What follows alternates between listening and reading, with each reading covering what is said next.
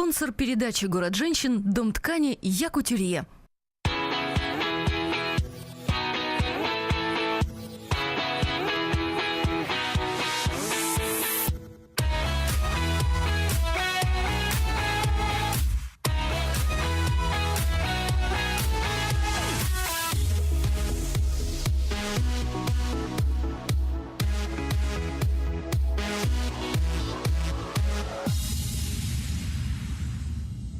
Добрый день! В эфире «Город женщин». Сегодня и каждую пятницу я, Юлия Федорова, а также мои коллеги Саргалана Амосова и Юлиана Ким будем рассказывать вам все о женщинах и не только.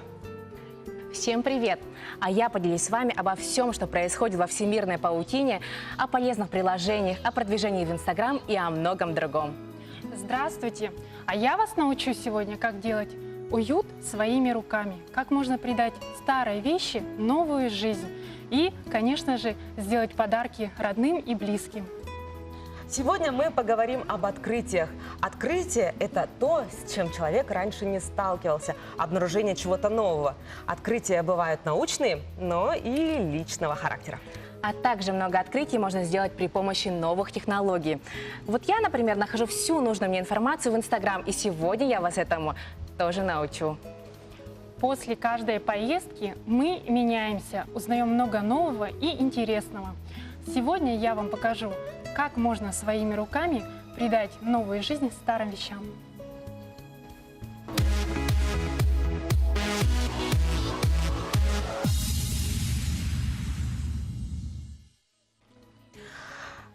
С открытием личного характера мы сегодня познакомимся благодаря нашей гости.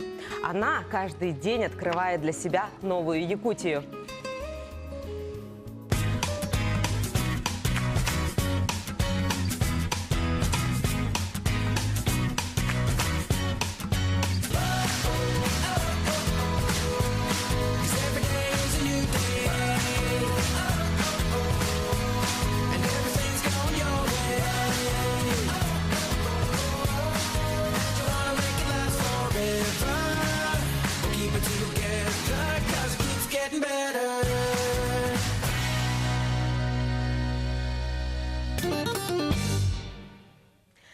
Знакомьтесь, Екатерина Карпухина, автор и ведущая передачи «Отмороженные».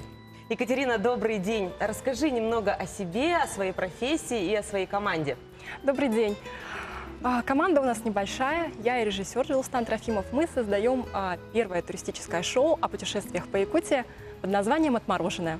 Путешествуем по нашей необъятной родине Якутии, рассказываем, чем интересны те или иные районы, чем они уникальны. Каждая программа посвящена отдельному району.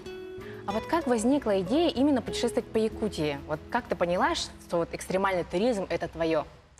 На самом деле, буквально, наверное, года 4 назад я могла бы сказать, что я была только в Якутске и в Нижнем Бестяхе. Больше я нигде не была.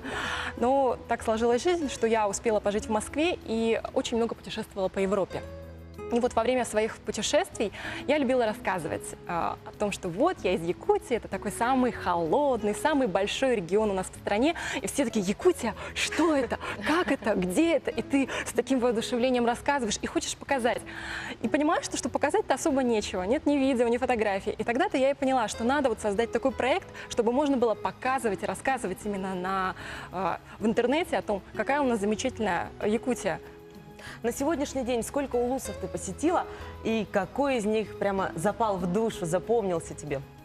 Мы побывали уже в 13 районах. Это, конечно, еще немного. Это даже не половина. Больше всего мне, наверное, запомнился Верхоянский, потому что, горы – это всегда красиво. А Верхоянские хребты – это просто… Это не описать, наверное, словами, это действительно надо видеть, это надо чувствовать, вот та энергетика, которая там, киселяхи. Но это действительно бренд Якутии. Ради этого стоит вообще приехать действительно из-за границы, чтобы посмотреть. Но, на мой взгляд, это Новая Зеландия на якутской земле. Как здорово. Вот ты сейчас рассказываешь, а для меня это что-то совершенно недосягаемое. Вот расскажи, вот я новичок, я уверена, что очень многие не путешествовали, да, по Якутии. Вот расскажи, с чего нам нужно начать, и, чтобы это все прошло хорошо. На мой взгляд, пока туризм в Якутии – это, конечно же, все-таки экстремальный туризм. И к этому надо быть готовым. Надо готовиться заранее, определить место, в которое ты хочешь отправиться, потому что у нас 34 района, все они разные. Ну, допустим, мы выбираем Верхоянск, да, в котором я была.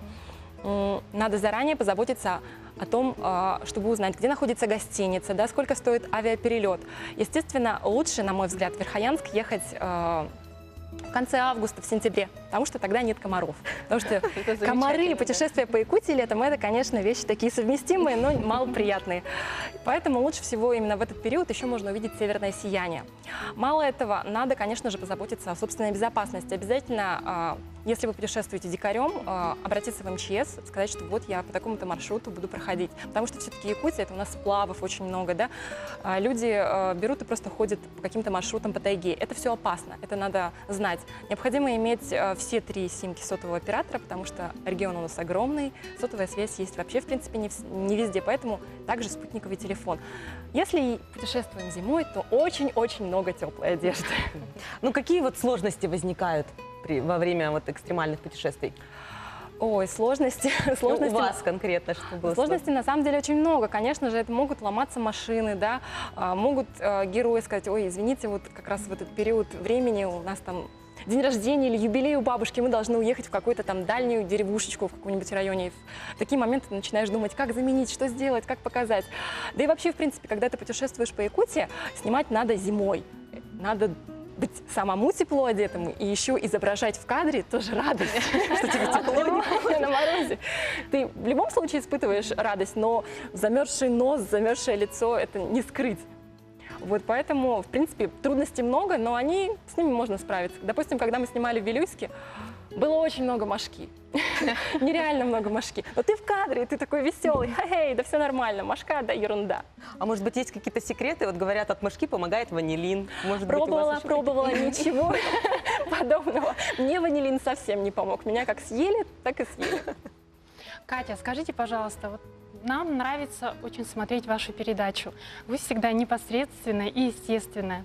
Скажите, пожалуйста, вот если в районе нет гостиницы, то где вы останавливаетесь переночевать?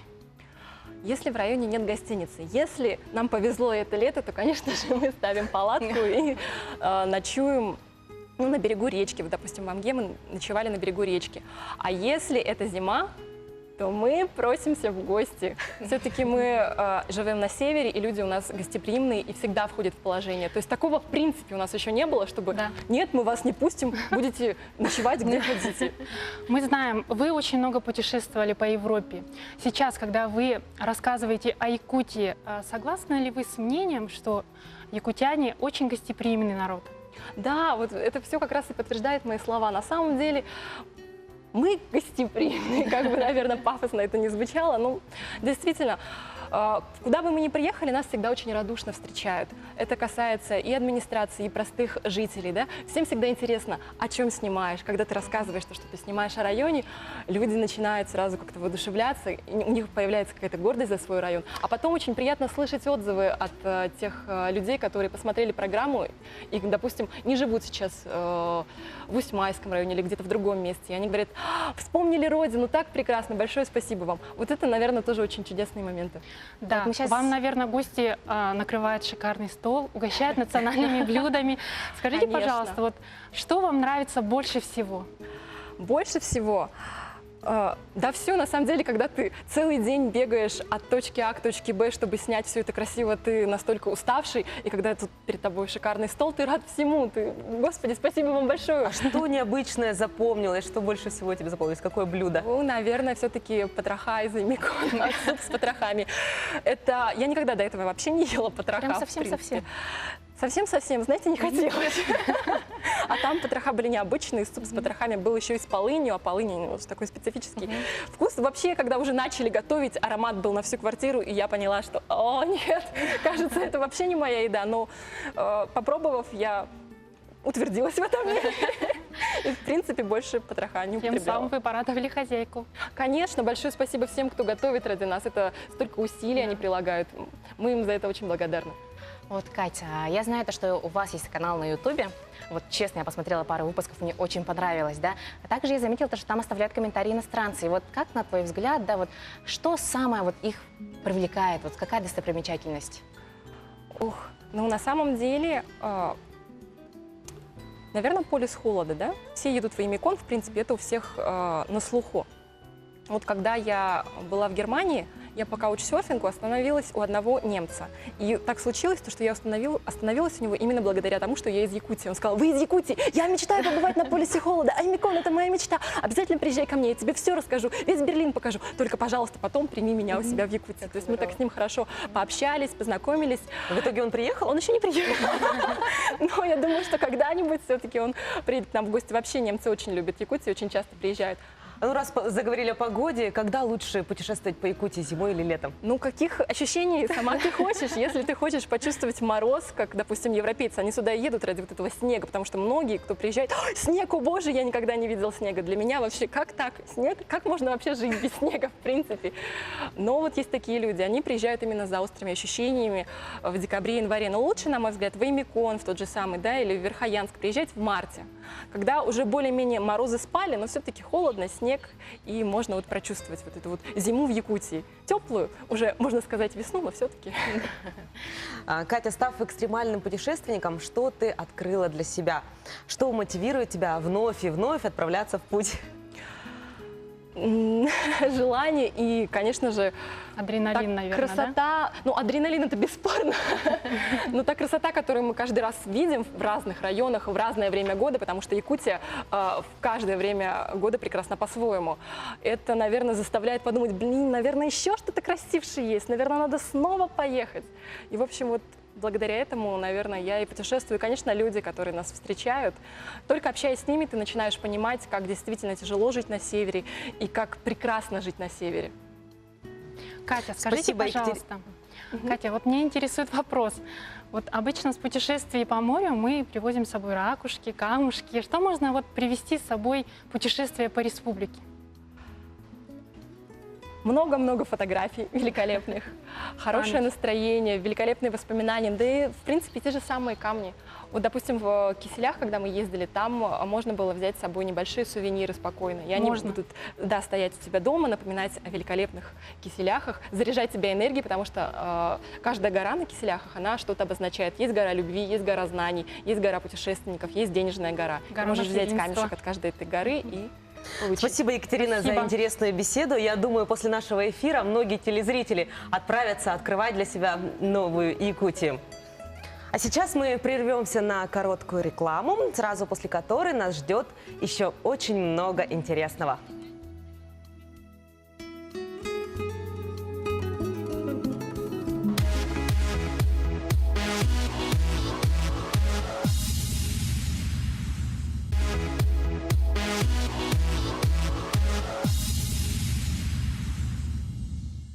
Сейчас предлагаю окунуться в мир Handmade, где наша очаровательная Юлиана в своей рубрике «Фабрика идей» расскажет, как открыть в себе талант рукоделия.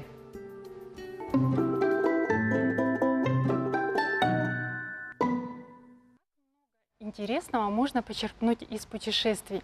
Сегодня я вам предлагаю сделать фоторамку в морском стиле. Эта фоторамка послужит для вас отличным подарком для ваших близких, который вы не найдете ни в одном магазине. Я хотела бы вас сегодня научить, как правильно декорировать фоторамку. Для этого нам нужна деревянная заготовка. Мы ее покрываем белой акриловой краской, широкой кистью, вот таким вот способом. Юлиана, обязательно акриловой краской, да? Да, акриловая краска, в основном ею пользуются профессионалы. Ее еще называют необратимой, потому что она не смывается, если на нее попадет вода. Вот, допустим, в отличие от гуашевой и акварели, если попадет вода, соответственно, рисунок смоется. Акриловую же краску можно наносить несколько слоев. Вот на этом примере, на первой рамке, я нанесла 2 слоя. И это уже навечно, да? Эта краска? Да, это уже навечно. И я сейчас вам покажу, как ее задекорировать. Вот у меня здесь есть ракушки, привезенные с Черного моря, а также мои друзья, вот по их просьбе,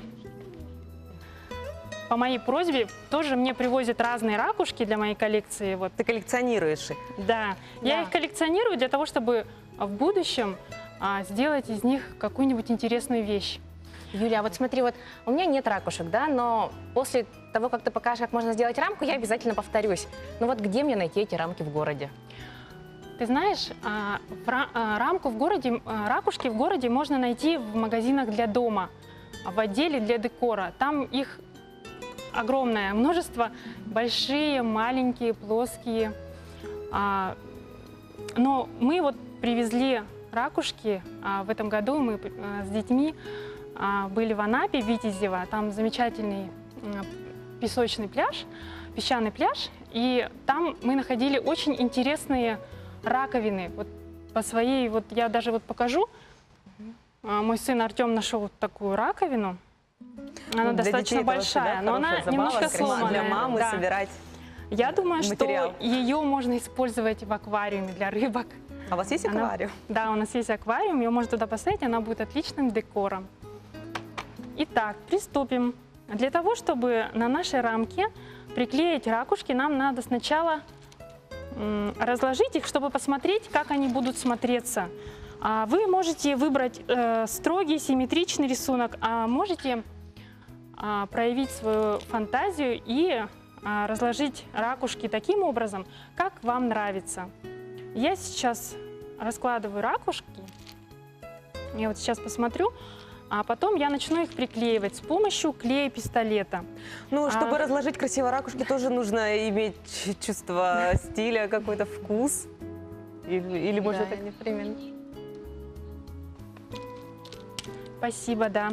Но если у вас нет клея-пистолета, вы можете использовать любой прозрачный клей-момент.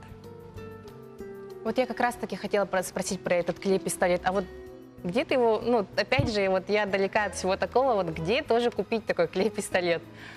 Клей-пистолет продается в магазинах для рукоделия, хобби и для тех, кто... и для художественных товаров. Раньше вот это было как-то немножко в диковинку, да, но сейчас, благодаря тому, что клей засыхает моментально, прям вот быстро, сразу же на глазах, он очень пользуется хорошим спросом у рукодельниц. Ну, пока Юлиана делает рамку, предлагаю из путешествий реальных отправиться в путешествия виртуальные.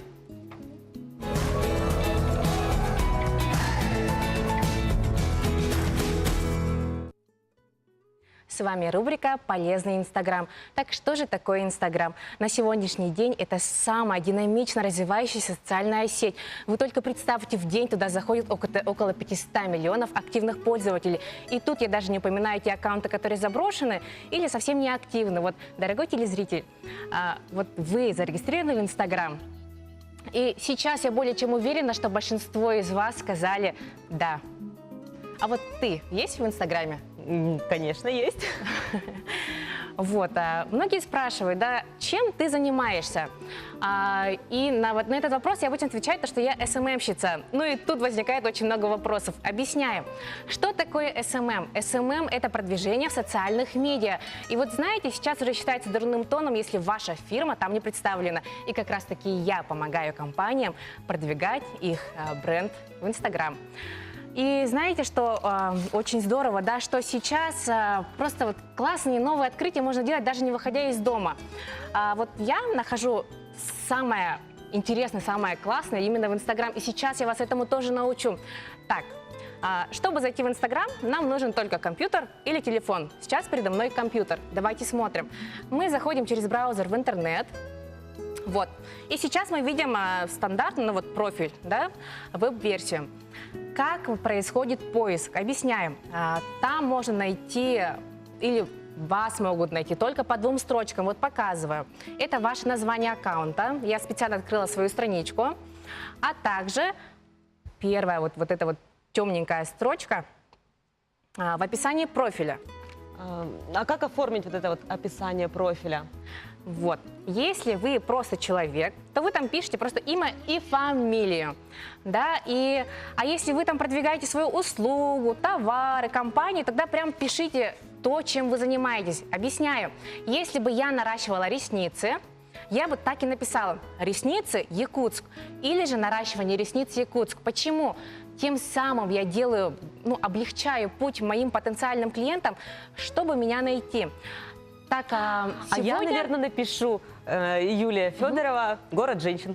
Да, именно. А вот Юля может написать Handmade Якутск. Да. Фабрика идей. Фабрика идей, да, мы можем все написать в нашей рубрике. Так вот, сегодня у нас тема открытие и путешествия. Давайте я вас научу, как происходит поиск.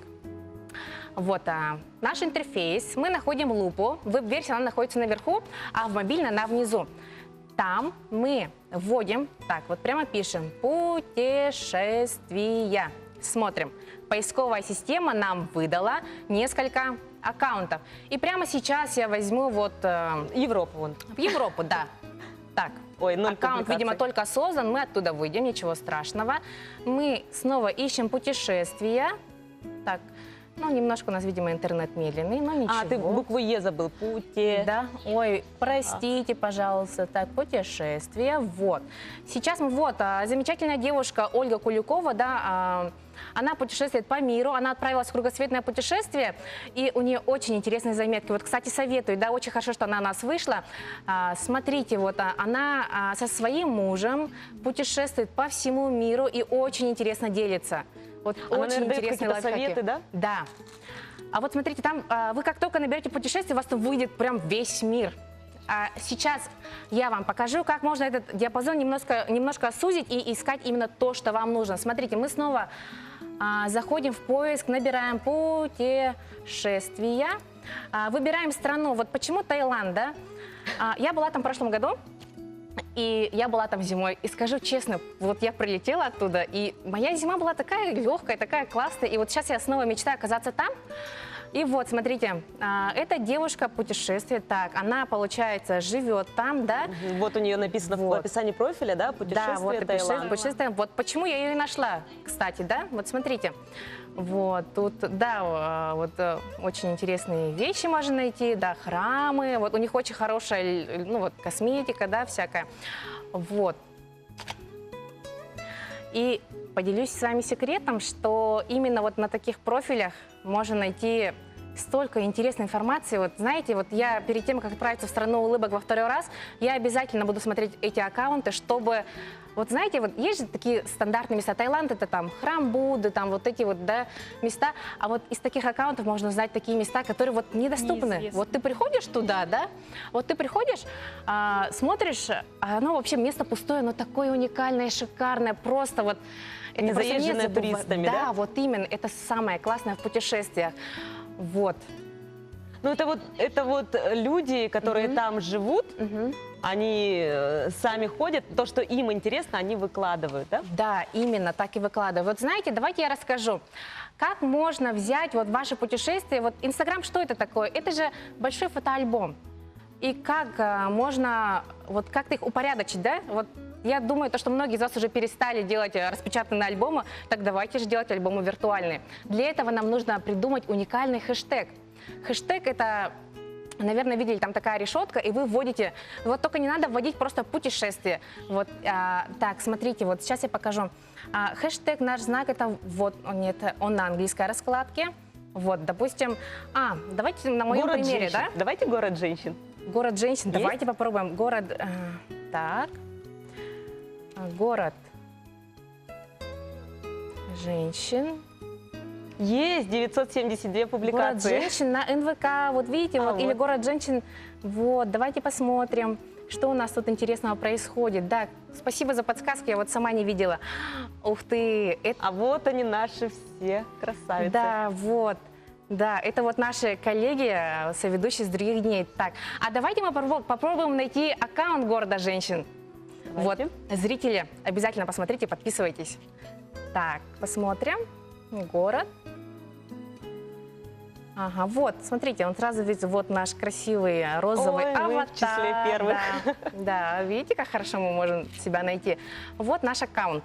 Так, У телепередача у нас уже 854 подписчиков. Дорогие зрители, большое вам спасибо, что всего за неделю существования нашей передачи, что там уже столько подписчиков. Вот.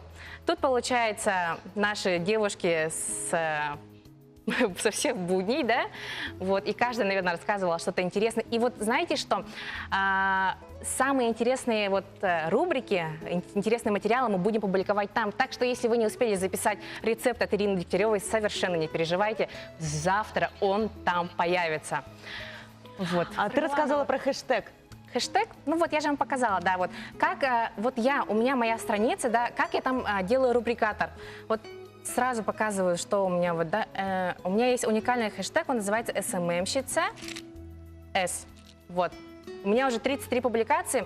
И вот если вам интересно о продвижении в Инстаграм, да, вы хотите как-то развивать свою страницу, вам это интересно, пожалуйста, заходите и смотрите. Вот тут все я объясняю. Вот как оформить страницу, как работать с блогерами, да, вот, То есть на пожалуйста. твоей странице ты даешь полезные советы. Да, потому что Инстаграм, у меня же полезный Инстаграм, верно же? Так, и надеюсь, все, что я вам рассказала, вы этим будете пользоваться. И желаю вам оставаться с нами. Дальше только интереснее.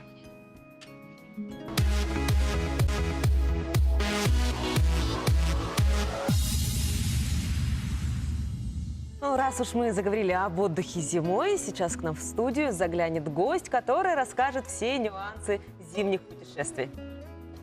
Знакомьтесь, Сардана Бурнашова, менеджер по туризму сети магазинов горящих путевок, город Якутск.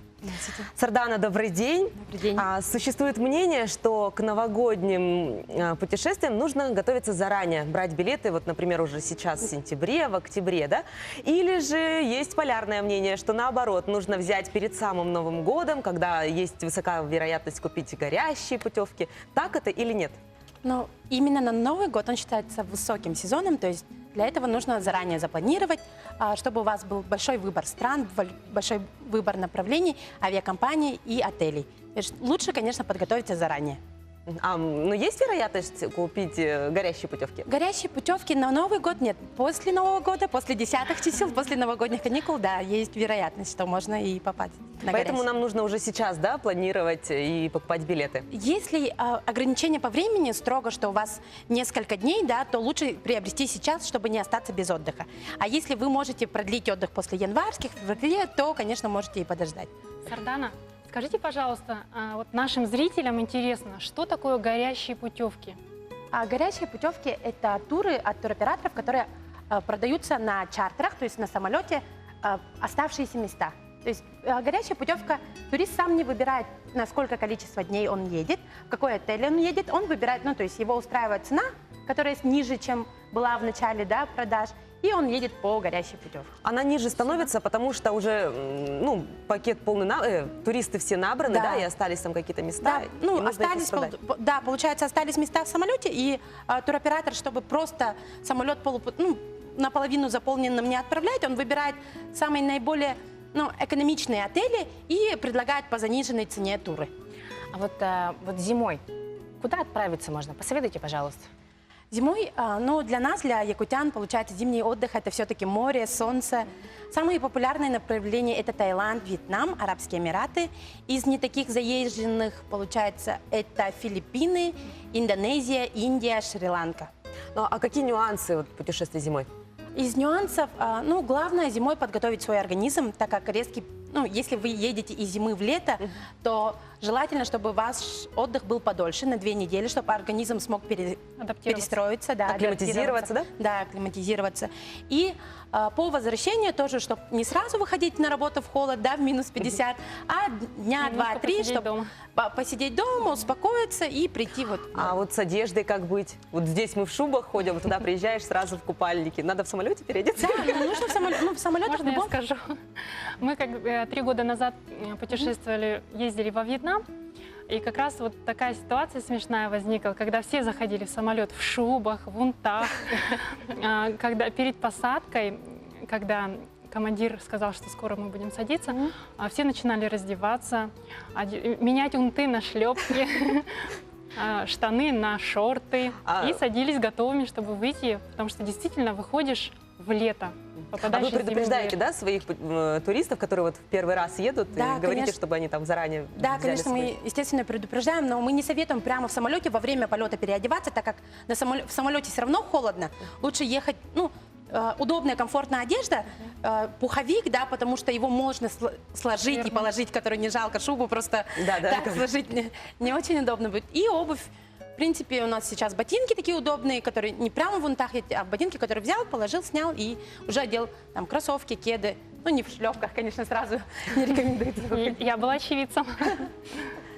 Вот, из каждого путешествия мы возвращаемся совершенно другими людьми. Вот как влияет путешествие на менталитет? Каждое путешествие в любую страну меняет человека лишь в позитивную сторону, я думаю, потому что человек молодеет, у него становится и здоровье получше, и главное, у него расширяется кругозор и мировоззрение. С каждой страны, где бы мы ни были, да, вообще каждый турист привозит, где-то в одной стране думают по одному вообще, ну, смысл жизни, где-то в другой. И человек, когда путешествует, он по чуть-чуть собирает и для себя берет то, что самое близкое ему. И тем самым Меняется. В лучшую сторону. да, в лучшую сторону меняется.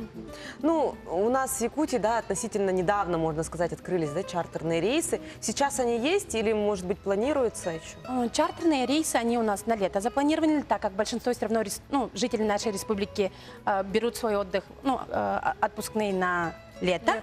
А так в этом сезоне зимой нам предлагается не чартерный рейс, но с пересадкой южно-сахалинский рейс до Японии. Вау! Здорово. А в какой город? В Токио прям? Не в сам Токио, но с посещением Токио, то есть экскурсионная. Расскажите, пожалуйста, про эту экскурсию. Экскурсия, получается, тур начинается из города Якутска, вы прямо садитесь, едете до Южно-Сахалинска. С Южно-Сахалинске там 3-4 часа пересадки для того, чтобы пройти таможенный контроль. Приезжаете в Киото. И после Киото начинается уже тур по самой Японии. В Киото один день переночевали и едем до Токио на поезде. Сколько часов лететь? Лететь, получается, до Южно-Сахалинской 3,5 часа и потом еще 3 часа. То есть это достаточно комфортное для нас. Да, и сколько он длится, вот этот тур? Сколько дней? Тур длится, есть зависимость у нас, вылеты по вторникам и пятницам, это получается 5 дней или 7 дней полных. То есть, конечно, рекомендуется брать 7 дней, чтобы полностью насладиться всей красотами Японии. Вот, вот подскажите, да, вот мы говорим сейчас про длительность. Вот на какой срок лучше брать тур, на какие они есть, да, и вот как, бывает же такое, то, что немножко устаешь, да, но и бывает так, что ты не успел посмотреть, вот порекомендуйте, да, сколько дней оптимально? Оптимальных дней вот прям такого нет. Главное понять цель своего путешествия. Если вот просто полежать на пляже, я не хочу ничего смотреть, я хочу вот отдохнуть, солнце, песок, то, в принципе, 10 дней достаточно. Но если вы хотите охватить какую-то познавательную часть, съездить на экскурсии, то, конечно, чуть побольше, чтобы вам хватило и на море полежать, или съездить. Также, в принципе, есть не длительные путешествия, чтобы узнать один город. Допустим, съездить в Чехию на неделю, да, посмотреть Прагу, ближайшие города. Этого достаточно. Сардана, а как часто вы сами путешествуете? Скажите, пожалуйста. По работе, конечно, я часто путешествую. Командировки, да? Да, командировки. прямо Какая работа хорошая. У нас получается то, что мы проходим Обучение. аттестации, да, и обучение. То есть мы сами ездим в рекламные туры, так называемые. То есть мы исследуем для наших туристов, изучаем самые лучшие шикарно. отели, предложения. И, конечно, я сама люблю путешествовать. Вот недавно, буквально 4 дня назад вернулась из Камчатки. Ой. Это не был такой запланированный отдых, это был другой отдых, к которому я не была готова, скажем так, морально, да, потому что красота, вот то, что ты видишь, вот знаем на Камчатке вулканы, но когда ты там оказываешься и поднимаешься наверх, это совсем другие ощущения. Ничего себе, как здорово. Сардана, расскажите еще о каких-нибудь турах, которые менее популярны, но не менее интересны. Вот главное сейчас не менее интересным, да, интерес начал просыпаться у людей в круизные путешествия. То есть вы садитесь на великолепный там Белоснежный лайнер. белоснежный лайнер и едете там 5 дней, 10 дней, то есть по вашему желанию, по городам. Вечером вы заходите, днем вы приезжаете в порт, вы в Барселоне, допустим, гуляете весь день по Барселоне, возвращаетесь вечером на лайнер, у вас там казино, рестораны, развлекаетесь, ночь поспали, и на следующее утро вы уже в Неаполе. Допустим. Я знаю, что на лайнере около 5000 туристов 2000 это команда, ну, как Да. обслуживающий персонал. То есть 7000 лайнер, Ну, это в зависимости получается, от лайнера, осваивает, да? Да. И это получается целый город Город, на воде. да. Это целый здорово. город на воде. Ну, вот это вот Средиземноморье, в основном большие лайнеры. А если по Балтийскому побережью, там есть совсем Поменьше, небольшие, да? Там можно на 4 дня посмотреть Финляндию, Швецию. То есть все вот, они рядышком находятся, и вроде ты не едешь, да, ты не чувствуешь этой время качки, потому что они большие. Ты спишь спокойненько, просыпаешь, а уже в другой стране. То есть это Здорово. прям здорово. Вот знаете, какую тему мы не затронули, да? Вот многие путешествуют с детьми. И посоветуйте вот страну, да, вот где вот им наиболее комфортнее. Наиболее комфортнее, ну, для деток в зависимости от возраста. Для маленьких деток, да, которые еще грудные, в принципе, перелеты не так утомительны. Ну, то есть они поели и уснули. И спят всю Да, дорогу. и спят. А вот старше 2 до 5 лет, которые еще не могут усидеть на месте, конечно, для них желательно не длинные перелеты. То есть или это чартер, который прямо вас довезет, да, чтобы нигде не останавливаться, или вот съездить в Корею, тот же Токио, ну, где все рядом. Но у нас вот с детьми еще на летнее время популярны Турция, ну, страны, где все включено. То есть вы приехали всей семьей, деток занимают, ну, еда на любой вкус и выбор. В этом плане, конечно, страны А Турция, есть Тунис. ли у вас туры в Диснейленд? Диснейленд есть, да. В зависимости от страны. Можем в Гонконге предложить, можем предложить в Париже. То есть это... Я думаю, это самое интересное для детей место, где они хотели бы побывать. Спасибо большое, Сардана. Я думаю, у Юли уже там практически готова, да? Да. Рамка? Я приклеила ракушки вот в таком симметричном порядке. Ну, мне захотелось так. А сейчас я предлагаю вам загрунтовать их. То есть просто приклеить ракушки, это может каждый. А сейчас мы попробуем сделать по-другому. Мы возьмем белую акриловую краску легкими мазками. Вот я сюда положила бумагу для того, чтобы не замарать А я стекло. думаю, что ты там закрываешь, прячешь? Нет, я ничего не прячу, просто для того, чтобы потом стекло не заморалось. Вот таким вот образом мы красим ракушки не в один слой, а в 2 или в 3, для того, чтобы они полностью закрасились в белый цвет, чтобы был эффект, как будто это вырезано из дерева. Я вам позже покажу готовое изделие. Я думаю, что очень многим понравится. Этот способ декорирования рамки очень простой. То есть ничего сложного в этом нет. И даже если вы боитесь начать, если вы считаете себя неталантливыми или считаете, что у вас ничего не получится, не бойтесь экспериментировать, не бойтесь познавать что-то новое. Вот таким вот образом я сейчас буду декорировать фоторамку, а вы можете еще, наверное, пару вопросиков задать Сардане. Саргалана, а что обычно привозят туристы из Камчатки? Вот вы там Из побывали? Камчатки, да. Из Камчатки мы привезли икру, ну, я привезла икру и рыбу. То есть, ну, если честно, я вообще, оказывается, не разбираюсь в вкусах икры, просто на вид. И, ну, она вот свежая, ну, и рыбу. То есть рыбу, которая красная рыба, которой здесь у нас нет. А у вас существует обратная связь с вашими туристами? Да, конечно, у нас есть страничка в Инстаграме, есть страничка в ВКонтактах и в Фейсбуке. То есть мы с радостью всегда общаемся с нашими туристами, они отправляют нам свои фотографии во время отдыха, после. То есть это очень всегда приятно, когда... Хорошо. Сардана, у меня есть для вас небольшой сюрприз. Вот у меня есть готовое изделие, которое я сделала дома. Это зеркало. И вот посмотрите, как получились вот ракушки.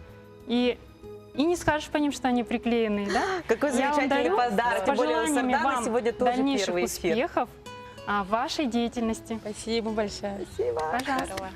Красиво.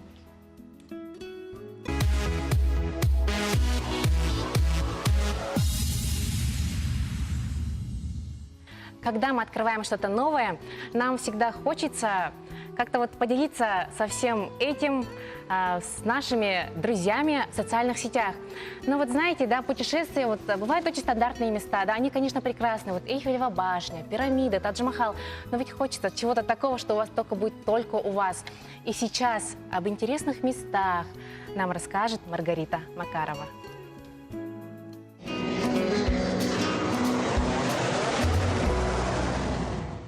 Наша планета богата удивительными местами, и одно из них – это самый настоящий каменный лес в китайской провинции Шилинь. Кристально чистые озера, бамбуковые рощи, множество цветочных лугов и, конечно, сами каменные деревья-столбы разных размеров, созданные лавой и отшлифованные дождями, ветрами и временем. Один из самых экстремальных аттракционов в мире расположен в горах Эквадора, в городе Баньос. Эти уникальные качели называются «Конец света». Учитывая, что человек находится на высоте около 3000 метров, то это вполне себе оправданное название. Смельчаки съезжаются с самых разных точек планеты, чтобы испытать это неповторимое чувство. В Голландии каждый год весной в самом цветочном парке планеты Кёкенхофе словно по волшебству начинают цвести и радовать глаз более 7 миллионов тюльпанов, которые создают невероятные узоры и причудливые картины прямо на холсте природы. Так что, любители делать красивое фото, вам сюда, если хотите поразить своих подписчиков сказочным кадром. А Китай также продолжает удивлять, и на этот раз там расположился самый высокий лифт в мире. Зачем, спросите вы? А затем, чтобы поднимать туристов на высоту в 330 метров на смотровую площадку одной из вершин живописных скалистых гор в провинции Хунань. Его назвали Байлонг. Двухэтажные кабины этого лифта вмещают 50 человек. Они могут выдержать около 4000 килограммов. В одном из национальных парков США находится невероятное чудо природы – необычный водопад под названием «Лошадиный хвост». Большую часть года это просто падающий поток. Безусловно, очень красивый и эффектный, высотой около 480 метров и состоящий из 2 неспадающих рукавов. Все бы ничего, да только на несколько февральских дней водопад меняет свой цвет на золотисто-красный, и создается ощущение, словно это не вода, а раскаленные потоки лавы стекают с горы. Эффект происходит из-за определенного угла попадания солнечных лучей, которые, преломляясь, создают такое ощущение. А во Вьетнаме есть Шондонг, и это самая большая пещера в мире. Она была неизвестна людям миллионы лет. Местным жителям она открылась в 1991 году, а вскоре ее обнаружила группа британских спелеологов. Пещера Шондонг настолько огромна, что имеет свою собственную реку, джунгли и даже климат. Невозможно перечислить все интересные места планеты, потому что каждый из них по-своему уникально и заслуживает особого внимания. Но знать хотя бы о некоторых будет весьма полезно.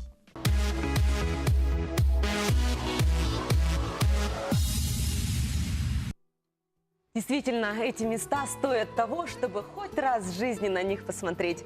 А я мечтаю для себя открыть необычные светящиеся пляжи на Мальдивах. С приходом ночи некоторые пляжи островов покрываются миллионами микроскопических организмов, которые светятся в темноте. Это все благодаря жизнедеятельности фитопланктонов. Здорово. А на просторах интернета можно найти такие фотографии, от которых просто невозможно оторвать взгляд. А я хотела бы побывать в Рио-де-Жанейро на карнавале и, конечно же, попробовать настоящий бразильский кофе. Кстати, открытия же могут быть и гастрономическими. Сейчас многие выбирают правильное питание. И в нашем городе появилась доставка правильного питания Олимп Фуд. Здесь повара приготовят все за вас. Еда без вредных ингредиентов, приготовленная по правильным технологиям. Рецепты разрабатываются профессиональными врачами-диетологами совместно с фитнес-тренерами. Правильное соотношение белков, жиров и углеводов со всеми необходимыми витаминами и микроэлементами. Проверенные поставщики, сертификаты качества, свежие продукты без ГМО, красителей, нитратов и консервантов. Разнообразие блюд, новое меню на каждую неделю, возможность разработки индивидуального меню. Самые передовые технологии приготовления блюд без масел, жарки и других вредных ингредиентов. Олимп Фуд. Телефон 702-334. Думаю, пришло время перейти к Юлиане. Юлиана, у тебя уже все готово? Да, у меня как раз уже все готово. Я закончила красить ракушки и вот поставила фотографию нашего логотипа нашей передачи «Город женщин». Я думаю, что наша студия будет в будущем украшать. Это фоторамка.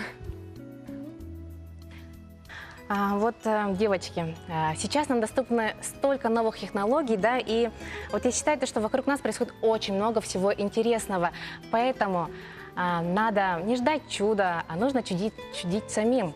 Да, и тогда жизнь Поэтому будет очень я вот интересна. думаю, да, может быть, Юлиана нас научит сейчас Давайте. что-нибудь С вместе сделать. удовольствием. Девочки, я вот хочу показать вам, как можно сделать сувенир, который будет называться «Воспоминания об отдыхе».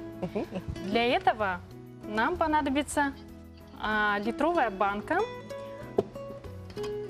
Крышку я заранее задекорировала белой акриловой краской. Девочки, знаете, мы сейчас будем с вами насыпать в эту баночку песок разных цветов. Есть камушки цветные, есть песок. Вот. Они продаются тоже в магазинах для дома, в отделе для Какие декора. интересные, да? Давайте по очереди. Они Давай похожи. ты, Это на соль А как похоже. по цвету Но это сделать не нам соль. лучше? Это камушки. Давай, Юля будет первая. Да, беленькая, да? Можно взять еще же есть баночки от этих, от компотов, вот такие пузатенькие, да? Да. Так, много сыплю? Сантиметр где-то, наверное. Так, давай, Всё? Светлана, теперь ты. Ой. Так, я думаю, надо Ладно, немножко сделаем. потрясти, да, чтобы... Вот. Чтобы у нас ровненько. Побольше, может? Ты мне скажешь стоп, хорошо? Все, достаточно. Тоже потряси. Так. И последний слой у нас песочек темный.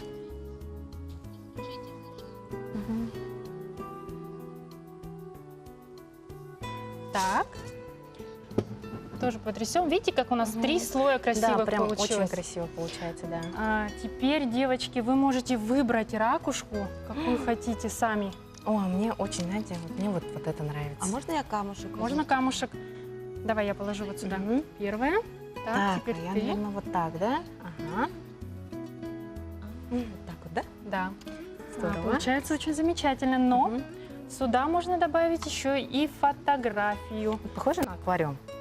Да, Точно. похоже на аквариум. Вот я распечатала фотографии с отпуска. Мгм. Камера возьмет. Вот, давайте мы ее сейчас сюда поместим. Юля, я знаю, что ты замечательная мама, еще работаешь. И как у тебя вообще хватает времени на все заниматься, еще вот рукоделием, какими-то своими делами? Вы знаете, это ошибочное мнение, что времени хватает на все.